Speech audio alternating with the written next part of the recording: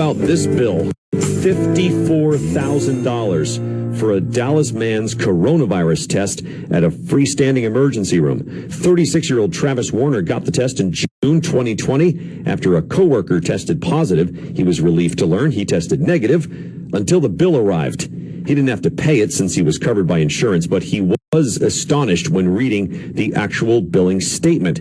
How this happens from Paul Seegert, managing partner at PCS Advisers, a benefits consulting firm. Paul, how is this possible?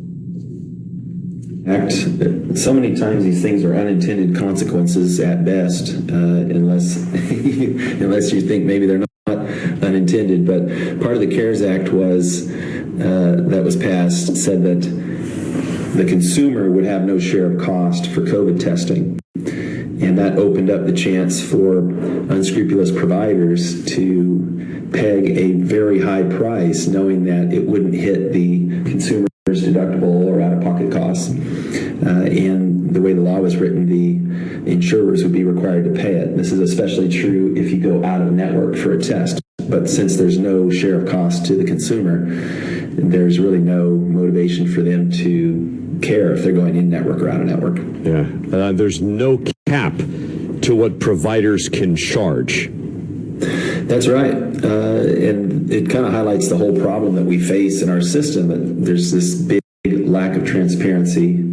We've trained consumers to consume in terms of their co-pays and deductibles and insulated them from what the real costs are of healthcare. And then we all scratch our heads every year when we get a big increase in premium because of all this funny business that's going on behind the insurance payment model. You have an antigen test in the open market. If we were to go buy one to use at home, it would be $20. And if we were to buy the higher, more accurate test, it's more costly, maybe it'd be $115. And that's something that we as average consumers could get, that price.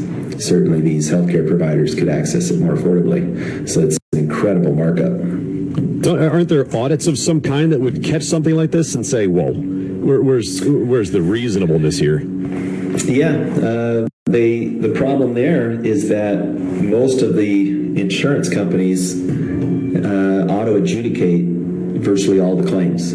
So they have computers that approve claims, which is another topic in and of itself. I mean, it's incredible, but there's maybe, depending on the insurer, it's not uncommon that we'll see a 17% error rate in this auto adjudication of billing that ends up costing a health plan, say 4, 5, 6, 7% more in a year. And there really isn't a human that's keeping an eye on that. They're just auto-adjudicating through. We'll see in that process when we do audits of large employer health plans, we can see cases where multiple hysterectomies were billed on the same person, or males went in for a physical and there was a pregnancy test that was billed and paid. Jeez. So there's not a lot of, there aren't good controls today. Yeah. We're speaking with Paul Seegert, managing partner at PCS Advisers. We're talking about the cost of COVID tests and their wide range. There was one example of a man in Texas who was billed $56,000 roughly. He didn't have to pay for that, but he was just kind of going through his bill thinking, geez, what's going on here?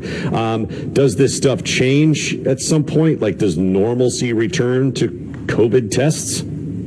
Well, I think once we get to a place where the consumer has to pay their out-of-pocket costs, then they'll be more engaged. And this was an interesting case because even though this consumer did not have to pay any share of cost, he was still bothered by this bill that he got in the mail that after discount knocked the cost down to just under $17,000 for tests, the two of which would have been $150 maybe. Jeez. So he was still angry enough as a consumer because as a business person he's thinking, hey, this is going to carry through to my premium increase at some point, and he's absolutely correct. So we need to have more transparency, and these bad actors, I feel like if we had more transparency in our system and we actually had to publish their pricing in a real way, then they wouldn't be as willing to do this stuff. It's just they're able to operate in the dark in a legal way because we don't have that today.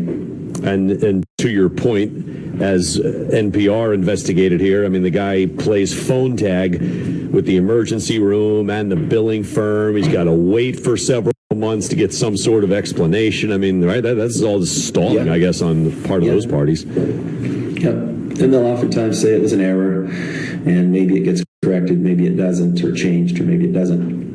But it's happening. To me, the bigger story, COVID has been a great spotlight on our system and how we're paying for healthcare and how inefficiently we're paying for healthcare. Thanks, Paul. Paul Seegert, managing partner at PCS Advisers.